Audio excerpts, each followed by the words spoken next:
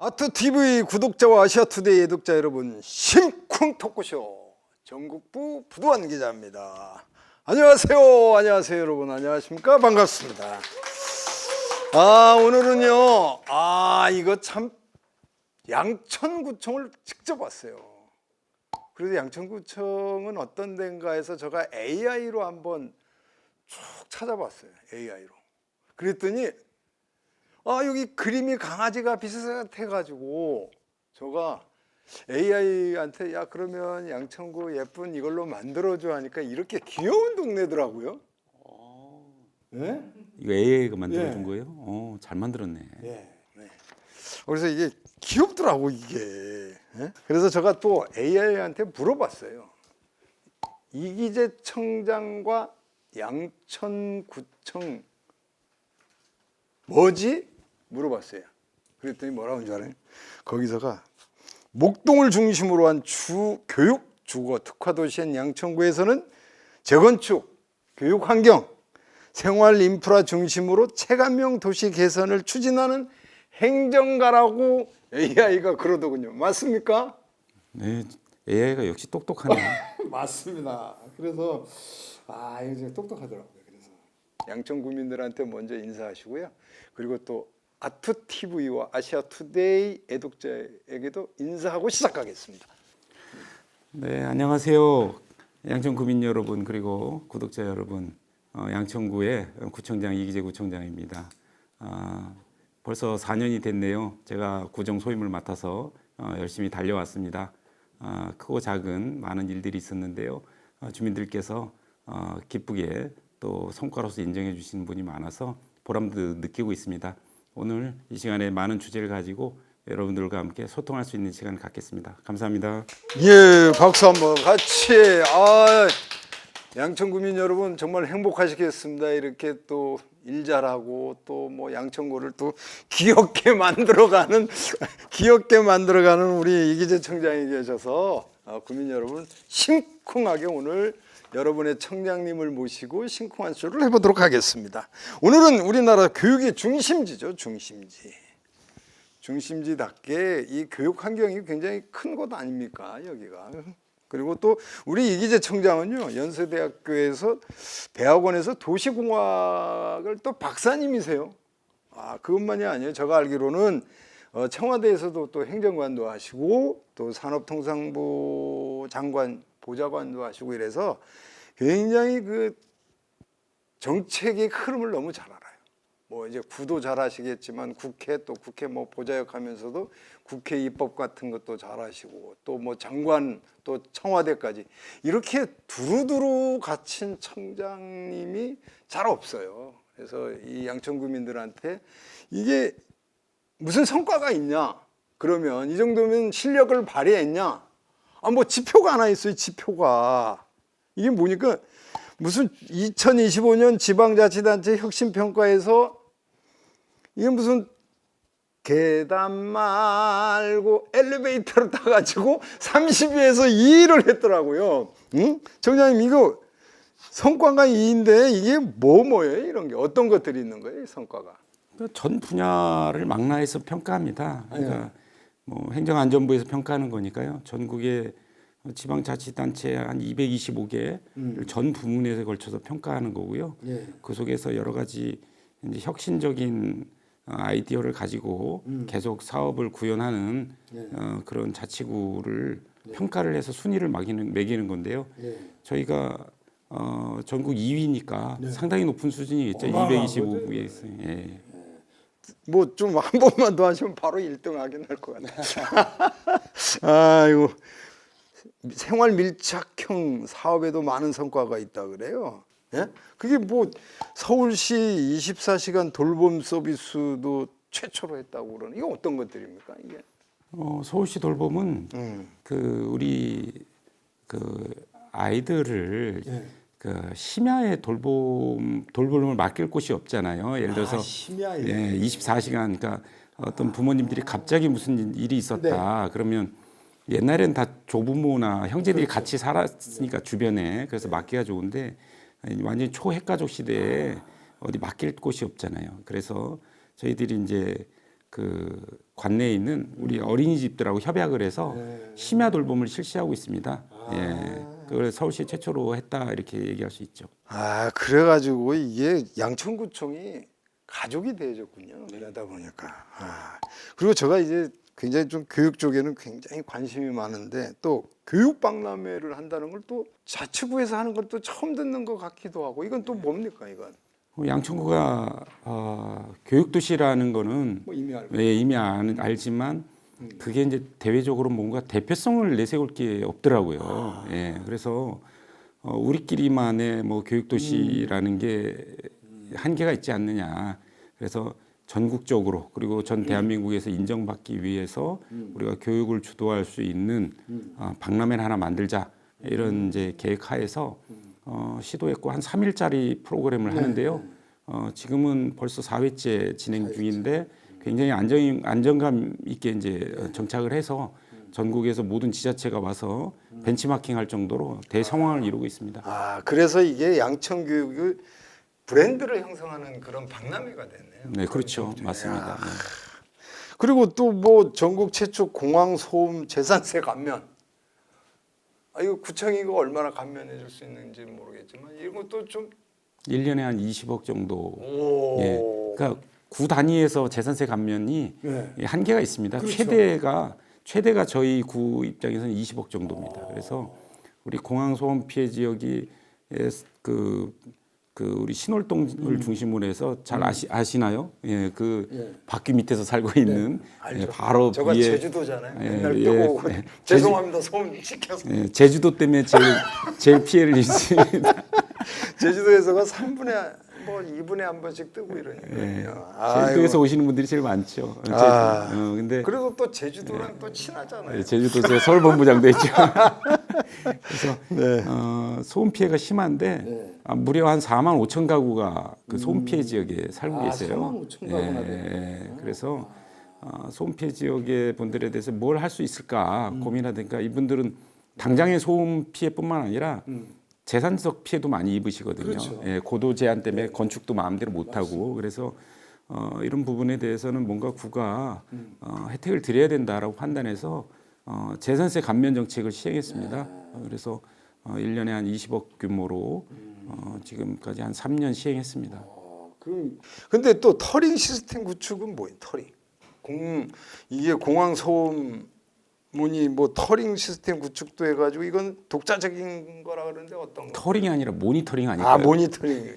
아, 이게 잘랐구나. 모니터링입니다. 모니터링. 그러니까 뭐냐면 그러니까. 예, 소음량을 기존에는 이제 소음 측정을 국토부와 한국공항공사가 했어요. 그래서 그 측정기는 있는데 주민들께서 그 소음량을 못 믿겠다고 하시는 겁니다. 그래서 저희들이 그러면 직접 모니터링할 수 있는 소음 측정기를 구해서 설치를 하고 공항 소음 센터를 아예 설립을 했어요. 그래서 그 센터에 오시면 지금 비행기의 궤적, 지금 항로, 그다음에 소음량 각 그 항공기마다의 소음량을 다 체크할 수 있습니다. 그런 시스템을 구축해서 주민들과의 소통 그리고 신뢰도를 높여가고 있다고 볼 수 있습니다. 아, 이게 백내장 수술한 지 한 달밖에 안 됐으니까. 재밌었습니다. 구독자들은 아마 일부러 했을 거다 이렇게 생각할 겁니다. 누가 나한테 이거 시샘한 거 아니에요? 누가 박진숙 기자가 나한테 시샘한 거예요? 아니면 여기 언론 담당팀이 시샘한 거예요? 아, 내가 지금까지 진행을 재밌게 잘했나? 그래서 이거 시샘한 것 같기도 하고. 그리고 또 보니까 서울시 최초로 예비군 훈련 수송. 야, 이거 저도 이제 예비군 끝난 지 뭐 한 40년은 안 돼도 한 30몇 년 됐는데 이거 정말 잘하신 것 같아요. 네. 예비군들 굉장히 좋아했을 것 같은데. 이거는 원래 제 정책이었다기보다는 예. 주민들하고 소통하는 과정에서 민원이 있었습니다. 왜냐면은 우리 양천구의 예비군들이 주로 이제 안양역까지 가서 안양역에서 마을 버스를 타고 이제 그 부대로 들어가는데 그 버스가 너무 초만원이라 지각을 한다는 겁니다. 그래서 자 1분만 지각해도 문을 닫아 걸고 안 열어주기 때문에 이거 어떻게든 대책을 만들어 달라라고 해서 저희들이 그러면 직접 수송 버스를 우리가 임대를 해서 그 수송을 하고 있죠. 그러면 그 여기 군 부대하고 같이 협업을 하는 거기 때문에 버스가 예를 들어서 차가 밀려서 10분 늦었다. 그래도 문 열어줍니다. 예. 또 이게 마을 버스 뭐 이런 것도 했는데 정류장에 BIT 설치는 뭡니까? BIT. 아, 그거는 뭐 버스 도착 알림 시간 있잖아요. 네. 뭐 몇 분 후에 도착한다. 근데 그건 뭐 사실은 보편화돼 있잖아요. 버스 도착 시간 알림은. 근데 서울 전역을 보시면 마을 버스 정류장 같은 경우는 도착 시간 알림이 없어요. 완비돼가 있는 게 없어요. 일부 있는데 일부 있습니다. 저희도 일부 있었고. 근데 저희가 보면 오히려 그 뭐 간선 버스, 지선 버스는 뭐 5분마다 오고 뭐 3분마다 오고 하잖아요. 근데 마을 버스는 한 심지어 15분마다 오는데 그렇지. 중간에 딱 가면 이 버스가 언제 올 거야? 방금 간 건지 언제 오는지 알 수가 없으니까 몇 분 기다리다가 아이고 걸어갈까 그러고 걸어가시고 맞아요. 이런 불편함이 있거든요. 그래서 그거를 또 해결해 이용하시는 인원이 적을수록 더 필요한 시설이 그 도착 시간 알림이다 이렇게 판단해서 저희는 서울시 예산에만 맨날 의존해서 이렇게 하다가 전체 구비를 들여서 전체 완비를 해버렸습니다. 네. 아니 근데 아까 오다가 양천구청을 이렇게 굉장히 오랜만에 왔어요. 엘베 딱 탔는데 아니 무슨 숫자가 하나 크게 보여. 1,097억인가? 옆에 봤더니 청년 예산 공시제. 네, 청년 예산 공시제. 이거 뭐예요? 이게 금액이 너무 커가지고 이거 뭐지? 읽어볼 수는 없고. 이거 뭐예요? 이거 도대체? 아, 그거는 예.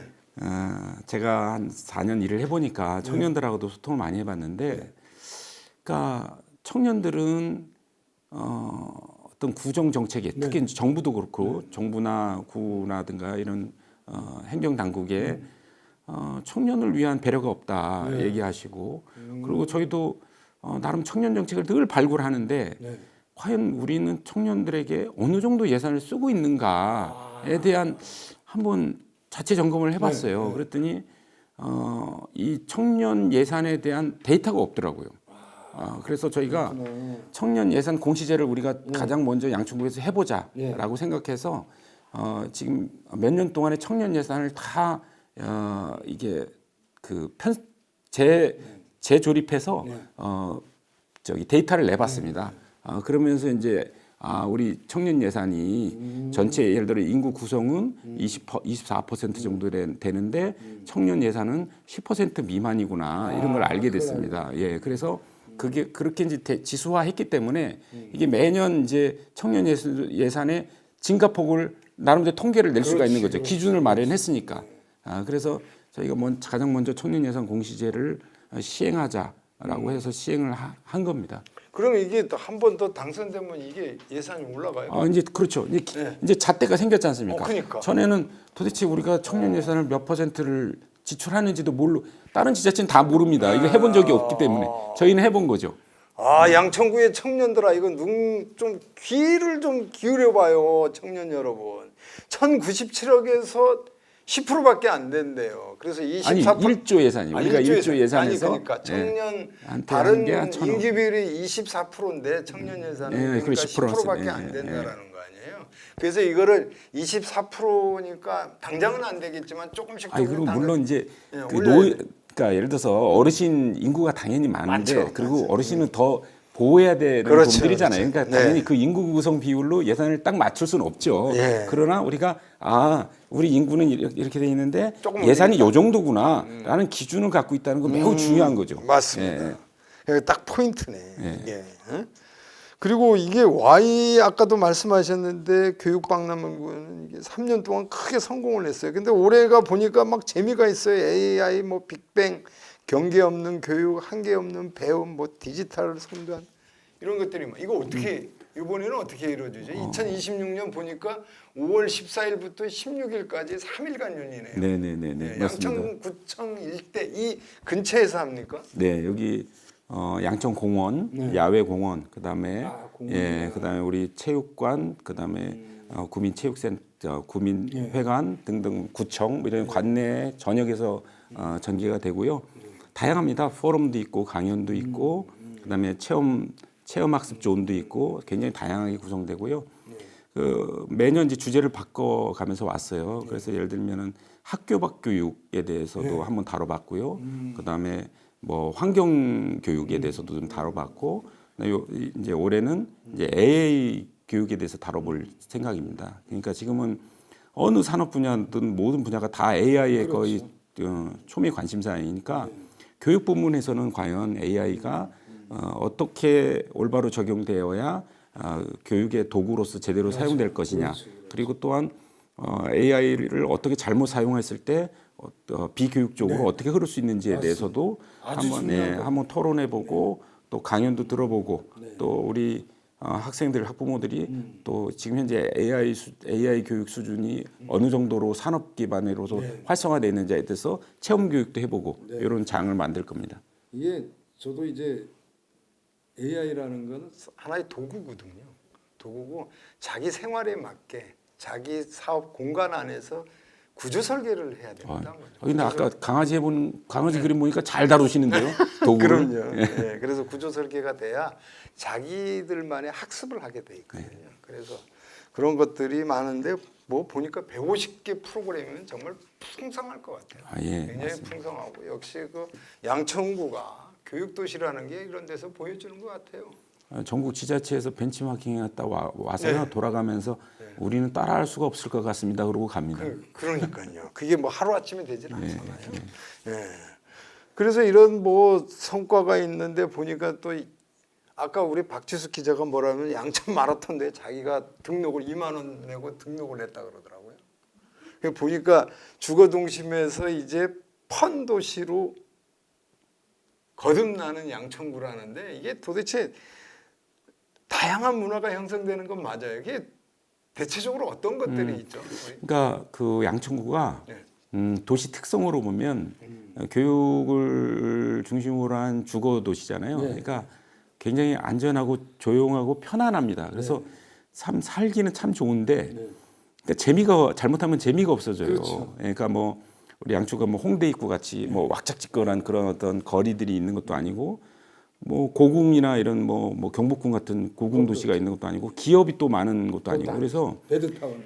주거 중심 도시라 정말 말 그대로 베드타운 될 수 있는 거예요. 그러면 그러니까 주거 중심 도시라고 해서 다 나쁜 건 아닌데 베드타운에 대한 이미지는 굉장히 안 좋잖아요. 그냥 잠만 자고 가면 아무것도 없는 거다는 얘기니까 결국 주거 중심 도시가 나쁜 건 아닌데 거기가 살아가려면 정말 재밌어야 된다. 그래서 문화체육 그다음에 그 평생학습 이런 것들이 꽉꽉 들어차서 재미있는 프로그램들이 채워져야 된다고 보거든요.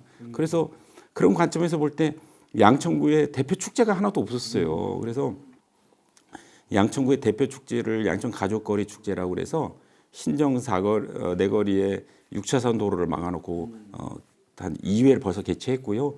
그다음 아까 Y 교육 박람회, 그다음에 기존에 있던 축제도 훨씬 더 활성화를 하고 그리고 여러 체육 행사들도 많이 리모델링을 했죠. 그래서 이제 양천 마라톤 대회 같은 경우도 절에 있었습니다. 그러다가 한 8년 정도 중단됐었는데 제가 다시 부활시키면서 정말 그 규모를 제대로 갖춘 대회로 했고 그다음에 이제 5km 같은 게 이제 가족론 같은 걸 많이 만들어서 가족론을 만들어서 우리 양천구가 이게 주거 중심, 가족 중심의 도시잖아요. 이런 특성을 좀 거기에다 감안을 했습니다. 그 양천구가 이게 풍광이 아름답고 태생적으로 막 그런 도시가 아니잖아요. 그러다 보니까 이게 도시 디자인하기가 굉장히 어렵습니다.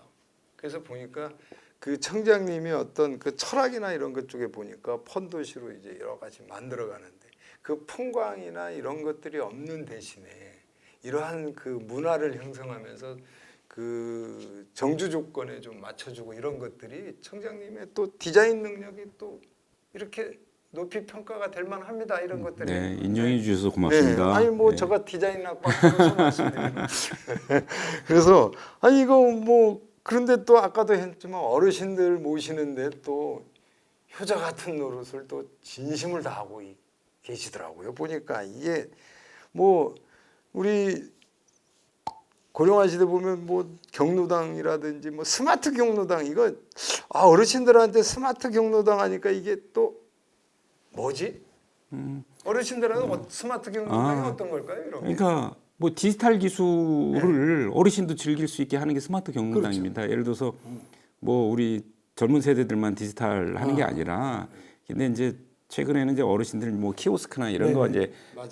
가르쳐 드리는 수준인데 그거 말고도 즐길 수 있게 하니까 그렇죠. 예를 들면은 뭐 그 이제 스마트 워킹이라고 해서 노래방 같이 이제 노래 기계가 나오면서 그거를 이제 그러니까 우리 트레이드밀 실내 걷기 이걸 하는데 어르신들이 편리하게 안전하게 안전바를 가지고 하는 기계라든가 뭐 그다음에 이제 게임을 해도 어르신들도 이제 디지털 기기를 갖고 이제 경로당에서 이 동양화만 하시는 게 아니라 동양만 하시는 게 아니라 또 이 디지털 이용해서 이제 놀이기구를 이용하시고 등등 디지털 기술을 경로당에 어떻게 어르신들이 편리하고 즐겁게 해드릴 건가에 대한 기계들이 한 10여 종이 있습니다. 그것들을 이제 넣어드리는 거라고 보시면 됩니다. 제가 이게 4년 전인가 3년 전에 그 어디 지방도시 그 연구 용역을 하나 해줬는데 거기서 제가 자료를 찾다 보니까 일본에서 이런 게 있더라고요. 보니까 거기는 이제 포카 같은 거를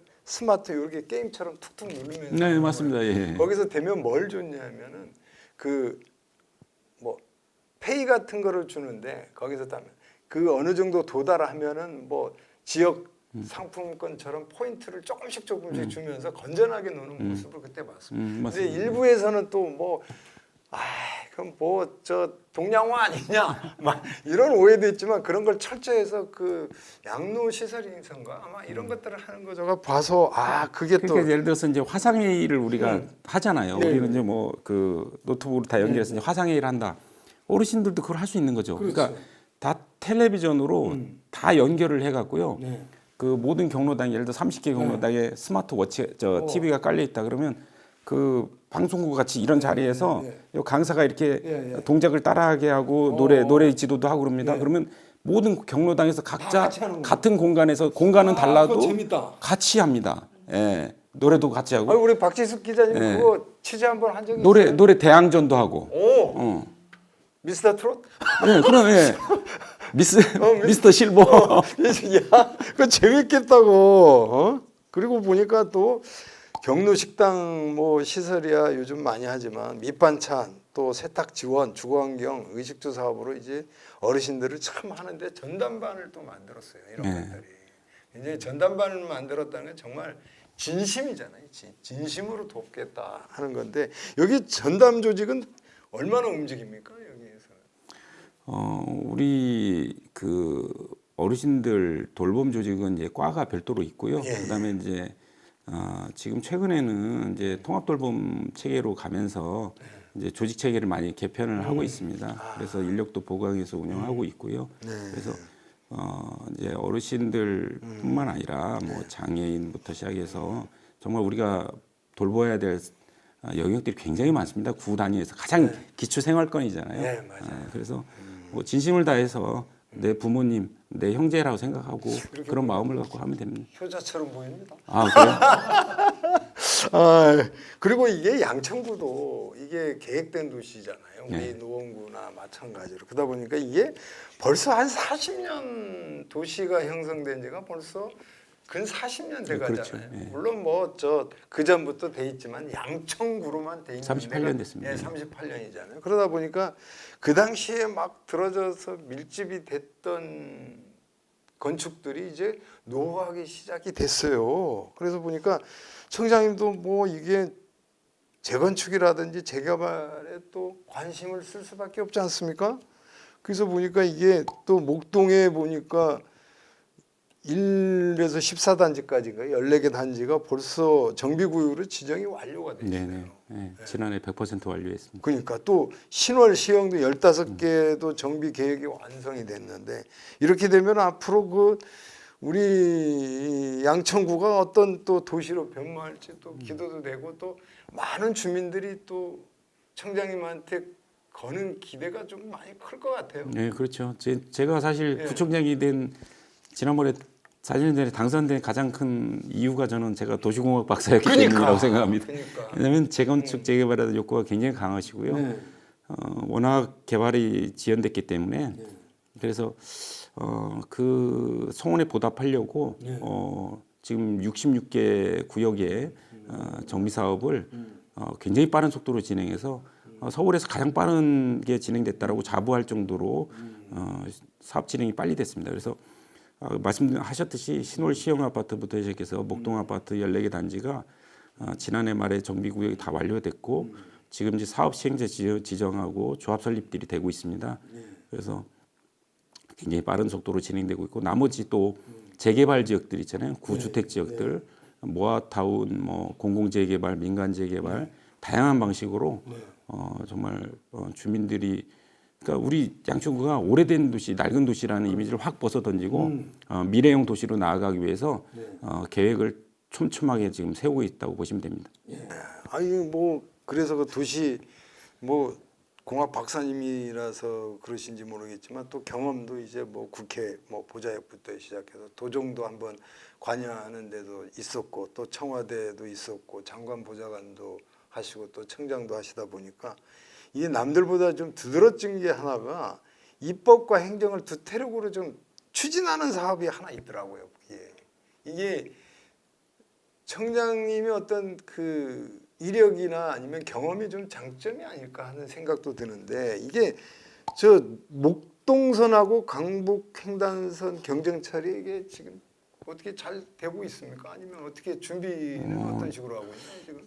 그 목동선 강북횡단선이 양천구에 제가 구청장이 돼서 7대 수건 과제를 뽑았습니다. 7대 수건 과제를 이제 재건축 재개발부터 시작해서 뭐 서부 트럭 터미널 뭐 등등 해서 7대 과제를 했는데 그 중에 사실 유일하게 안 된 부분이 목동선 강북횡단선입니다. 7대 수건.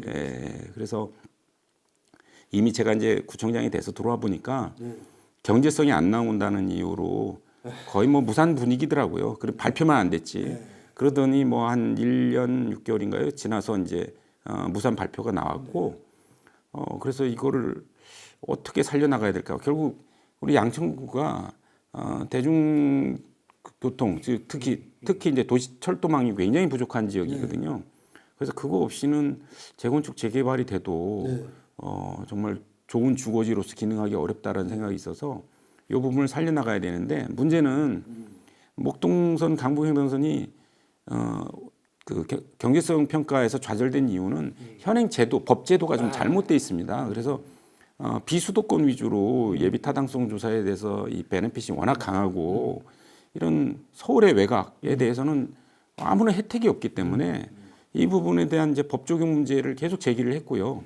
뭐 다행히 최근에 이제 이번 달에 예비 타당성 세부 지침이 좀 바뀌었습니다. 그런데 저희들이 만족할 만한 수준이 아니에요. 한 5% 정도, 5% 정도 조금 이런 그 서울 외곽을 좀 배려하는 정도가 좀 됐는데 그거 가지고는 우리 목동선을 다시 되살려내기는 어렵습니다. 그래서 지금 저희 고민은 목동선의 노선을 재설계하고 있어요. 그래서 예를 들어서 공수부대 사거리에서 시작하는데 거기서 끝나는 게 아니라 시작하는 게 아니라 저기 강서구의 마곡을 연결하고 서부 트럭 터미널에서는 구로를 연결해서 원래 가는 이제 당산으로 가는 노선까지 해서 이게 T자형 노선으로 재설계를 해서 수요를 더 창출을 해야 이번에 저희가 다시 이제 목동선 재응모를 할 건데 이제는 경제성을 확실히 갖춘 안을 만들어서 올려야지 국회 입법 과정에서 한 5% 정도 혜택 가지고는 또 좌절되면 진짜 국민들끼리 얼마나 실망하시겠습니까? 그래서 이번에 다시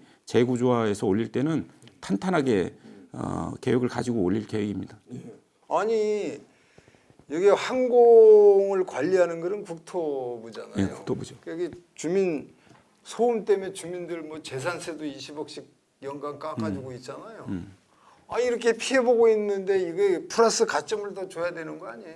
그러니까 그거를 이제 우리 그 지역의 국회의원도 공항 소음폐 지역은 뭔가 이런 예비 타당성 조사할 때 특별한 가점을 줘야지. 달라고 법은 늘 만들어서 올리시는데 늘 부결되는 겁니다.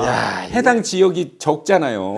그 사람이 맞아요, 양천구하고 구로 일부만 서울에 해당되잖아요. 김포하고. 그러니까 늘 피해를 보는 거죠. 그래서 결국은 뭐 이거 그래도 혜택 줘야 돼요 이거. 자 이때 우리 양천 구민 여러분 우리 이기재 청장한테 박수 한번 주고 한번 힘내라고 응원의 박수 한번 줘야 됩니다. 이거 속상한데 내가 듣다 보니까 속상해요. 그리고 또 보니까 청장님 아까 저 서부 트럭 터미널 말씀하셨는데 여기가 지금 우리가 주거 지역이 많은 데다 보니까 어떤 기업의 인프라 같은 게 이게 또 뭐 하려면 굉장히 어려운데 그래도 청장님 나름대로 서남권의 신성장 동력 거점으로 추진하고 있다는데 이건 뭐예요? 어떤 것들이 있습니까? 그러니까 지금 저희가 양천구가 강서구에서 분구되면서 네. 사실 토지가 별로 없습니다. 그러니까 그렇죠. 어떻게 보면 주거지만 이렇게 분구가 돼서 근데 구를 운영하려면 이게 자치구잖아요. 뭐 네. 자치적인 그 자족 기능이 최소한에 네, 있어야 맞죠. 되거든요. 그게 너무 없는 거예요. 그래서 특히 이제 기업과 상업 네. 이런 부분이 너무 떨어져서 저희들한테 지금 할 수 있는 유일한 이제 어떻게 보면 땅이 그 목동 운동장과 그 유수지 일대 네. 예, 그리고 지금 서부 트럭 터미널 개발하는 곳, 그다음에 신정 차량 기지를 이전하는 곳, 이렇게 한 세 군데만 남아 있습니다. 이곳을 기업 좋은 기업과 그다음에 상업 공간으로서 많은 인구 밀집이 가능한 그런 형식으로 복합 개발이 이루어져야 되거든요. 그걸 계속 지금 요구하고 있고 그나마 이제 서부 트럭 터미널은 이제 착공식을 했습니다. 오랜 수건이 이제 이루어졌고요. 그다음에 이제 아까 목동 운동장 일대는 서울시의 목동 마이스, 잠실 마이스만 하지 말고 목동 마이스도 해달라고 계속 요구하고 있고요. 예. 그다음에 이제 신정 차량 기지가 또 이전되어지면 거기도 기업과 상업 그다음에 주거가 어우러진 복합 개발을 할 계획입니다. 응원하고요. 꼭 그렇게 됐으면 좋겠고 또 이게 쭉 보다 보니까 이기재 청장의 행정의 특징이 또 보이는 게 있어요. 뭐 그중에 한 세 가지 원칙이 보니까 직접 소통하고 현장 중심이고 뭐 혁신 행정을 하는데 여기서 보니까 이 청장 선출직 청장님 정도가 이게 쉬울까 하는 게 하나 있어요. 개인 휴대폰 번호 공개를 네. 했죠. 글쎄 이게 그리고 후회했죠. 제가 그래가지고 24시간 접수 받아서 처리하는데 이게 제가 후회했지만 네, 얼마나 주민들의 그 삶의 그 살림살이에 또 민원이 어떤 것들이 속이 타는지 배가 타는지 알죠. 오죽하면 망설였을 거란 말이에요. 솔직히 말해서 구청장한테 이렇게 전화번호 줬다. 망설이지 않습니다. 그래 요즘은 바로 합니까? 망설이지 않습니다. 예. 그런 게 또 굉장히 그래도 그러니까 제가 착해 보여. 제가 4년 전에 구청장이 됐을 때 좀 인기가 뭐랄까 유행이라고 할까 그게 소통폰이었어요. 그러니까 다 구청장들이 직통 전화라고 해갖고 공개를 다 한 겁니다. 그게 유행이었어요. 그래서 저희도 이제 그런 이제 그렇게 하기로 했는데 그러면서 이제 폰을 하나 더 개설한다는 거예요. 그래서 내가 아니 폰을 하나 더 개설하면 그게 무슨 직통폰이냐? 그 폰은 누가 두 개를 갖고 다니겠냐? 하나는 비서실에 두고 다닐 텐데, 그건 거짓말하는 거 아니냐?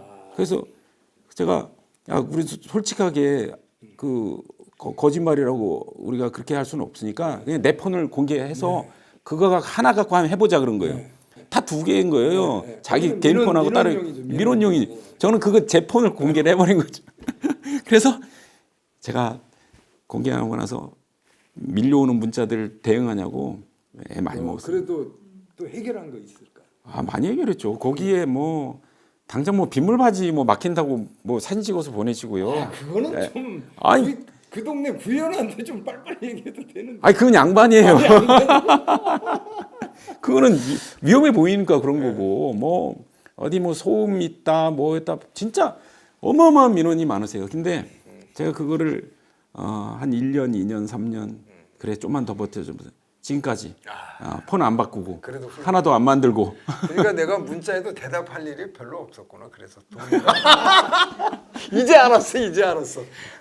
문자에는 제가 주민들 문자에는 바로 대응합니다. 바로 아니 제가 왜 구의원들한테 했냐면 우리 그 동료 시의원이 구의원 할 때가 있었어요. 그러면 최 의원이면 최 의원 우리 집 이거 왜 수도꼭지가 고장 났어 이런 것까지 온다 그래요. 그래서 이 민원은 그냥 그런 민원이 구청장한테 오는 거예요.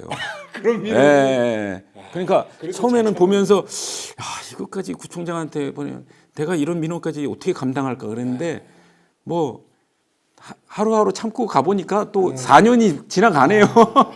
그러니까 그래서 이게 뭐 현장 중심으로 한 것들도 굉장히 많고 여러 가지 한 것들이 참 많아서 이게 적극 행정 같은 것도 해서 아까 말씀드린 대로 마을버스 뭐 또 신정 자량기지 이런 것들이 또 동주민 뭐 체육 청사라든지 이런 것들이 너무 잘 만들어 가지고 이제 양천구가 그래도 그 이기재 청장이 뭐 세 가지 행정 특징 때문에 많이 변하는 것 같고 또 이 도시가 이제 40년 묵은 때를 확 벗겨주는 또 새로운 정책들이 만들어져야 되는데 이번에 또 뭐 이 방송에서 뭐 말할 수 있어요. 그래도 뭐 공천 단수로 또 추천된 거 축하드리겠습니다. 그 여세를 몰아서 아무튼 저 40년 묵은 때를 뭐 양천구에 그냥 싹 새롭게 바꿔주는 기회가 됐으면 또 저희도 뭐 다시 한번 응원하겠습니다. 네, 고맙습니다. 네. 그래서 오늘은요 우리 양천구 청장님 모셔서 이제 직접 찾아가지고 오면서 보니까 또 장점도 있어요. 제가 몰랐던 내용들을 또 우리 홍보팀에서 하셨는지 그런 것들을 한눈에 보니까 청장님한테 또 말씀드릴 것들이 좀 이해가 되는 것들도 있어서 오늘 또 잘 했던 것 같고요. 자, 오늘 청장님 그래도 시간이 다 됐습니다. 아유, 다 됐습니다. 고맙습니다. 그래서 아까 목이 안 좋으셨는데 또 말씀 나누다 보니까 목이 또 탁 터서 앞으로 또 4년간 또 양천구에 또 때를 잘 먹힐 수 있는 기회를 가졌으면 좋겠습니다.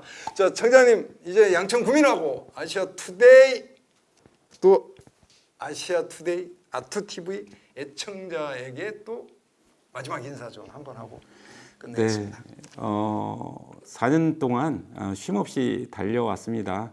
제 1시간의 무게가 주민 43만 명의 1시간, 43만 시간이라는 책임감으로 버텨오면서 일을 해왔고요. 많은 과제들을 이뤄왔습니다. 아까 말씀드렸듯이 7대 수공과제 중에 6개는 거의 모든 사업을 궤도에 진입시켰고요.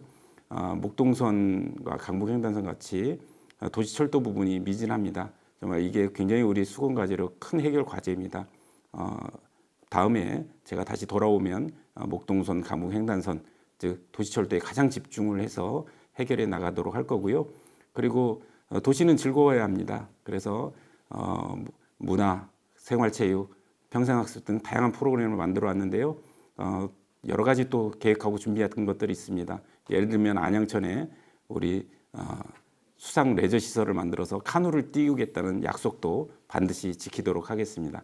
즐거운 도시 양천구 그리고 미래가 기대되는 도시 양천구를 만들어 가겠습니다. 감사합니다. 네, 감사합니다. 늘 말씀드립니다만 우리 아시아투데이는 유튜브 방송 그리고 지면 웹 기사로 싱쿵쿵 토크쇼의 내용을 소개하고 있죠. 그 중에서도 또 오늘 다루지 못한 것들이 있어요. 다루지 못한 거는 우리 박지숙 차장 기자가 잘 전달해주고 또 기사용 지면 사진은 우리 어디 갔나요?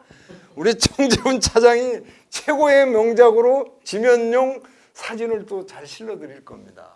아유 정말 양천구민 구독자 여러분 어떻게 여러분의 청장님의 말씀에 심 쿵쿵쿵 하셨습니까?